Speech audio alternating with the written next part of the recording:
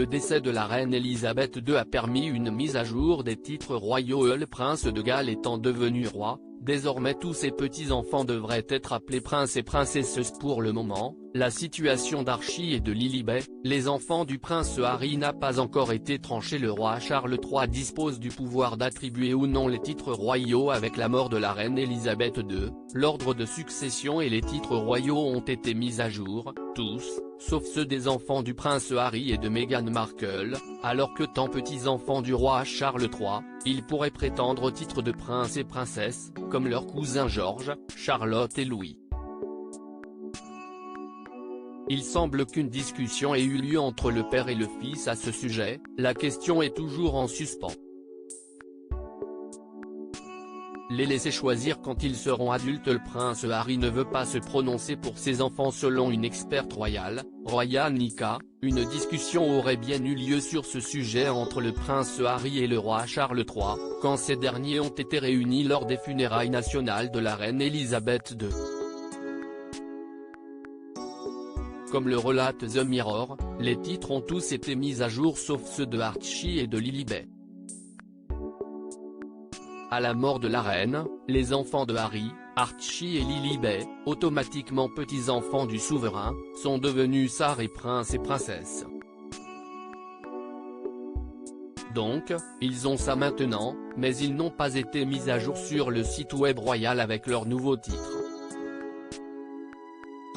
Elles sont toujours maître et miss, a-t-elle déclaré. Les nouveaux titres de William et Kate ont été instantanément mis à jour et je crois comprendre que cela a été discuté avec le père et le fils lorsque Harry était ici. Charles a dit « Que voulez-vous » et Harry a dit « J'aimerais que mes enfants puissent décider de leur titre quand ils arriveront à l'âge adulte, ce n'est pas ma décision à prendre pour eux.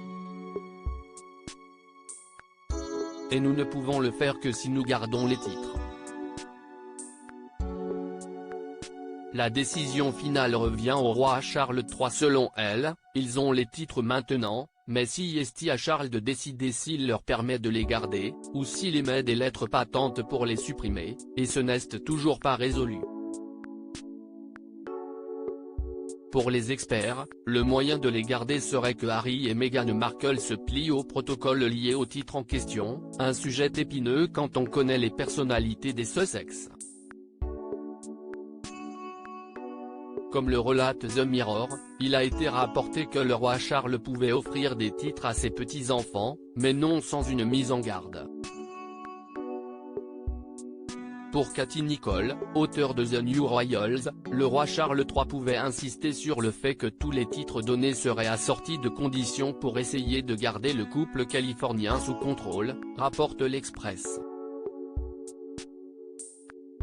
Il va insister pour que Harry et Meghan respectent l'institution s'ils prennent les titres de l'institution.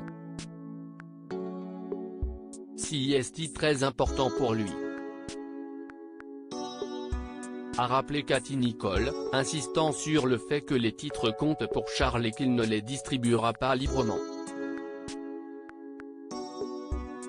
Il semble par ailleurs que les spéculations selon lesquelles le roi Charles III pourrait suivre le modèle établi par la reine Margrethe du Danemark, qui a récemment dépouillé ses petits-enfants de leurs devoirs et titres royaux aient augmenté. Au moins, les Sussex savent à quoi c'est ne tenir.